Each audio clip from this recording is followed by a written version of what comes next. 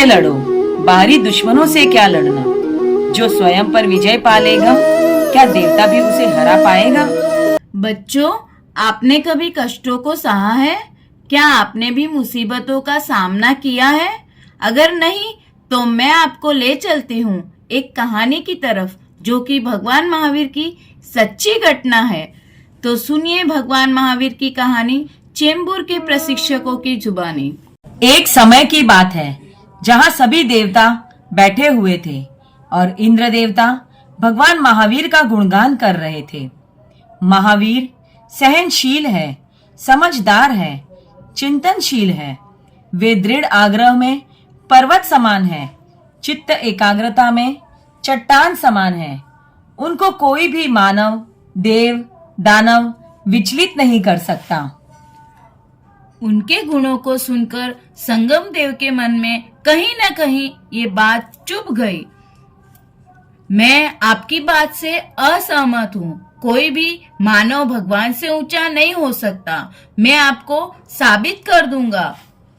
वे इंद्रदेव से अनुमति लेकर जंगल की ओर चले गए, जहां भगवान महावीर ध्यान में लीन थे।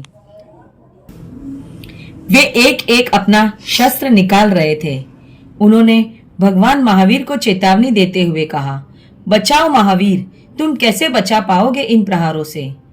सबसे पहले उन्होंने चींटियों का प्रहार किया, फिर मच्छरों को भेजा, बिच्छुओं और चूहों को भी छल दिखाने भेजा, सांप को डंक मारने भेजा, शेर का भी उपसर्ग दिया।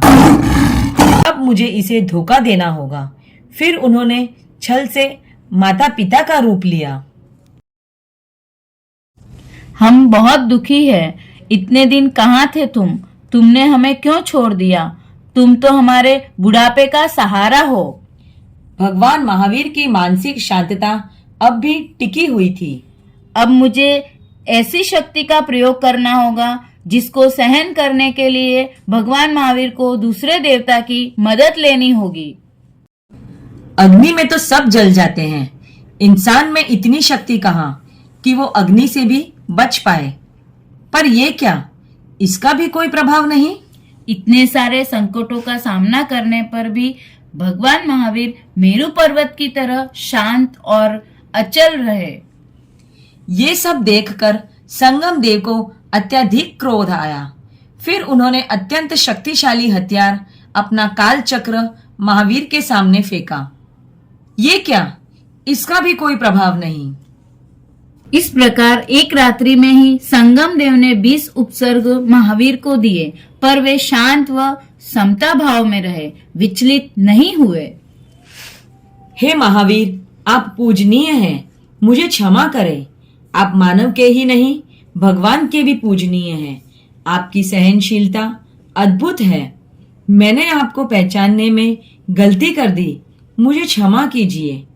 मैंने आपको इतने कष्ट दिए, मैं आपको कैसा लगता हूँ? तुम मुझे बहुत प्रिय लगते हो। मेरे कर्मों का क्षय हो रहा है, मुझे मोक्ष प्राप्त करना है। मैं प्रयत्न कर रहा हूँ, बस तुम्हारे कारण मुझे जल्दी कर्म क्षय का अवसर मिल गया है। इस तरह 6 महीनों तक वह अलग अलग प्रकार के कष्ट महावीर को देने लगा। फिर भी वे शांत और सरल भाव से रहे। ये बातें सुनकर संगम और लाल पीला हो गया। फिर उसने जिस तरह धोबी कपड़े पछाड़ता है, उसी तरह महावीर के दोनों पैर पकड़कर पछाड़ने लगा।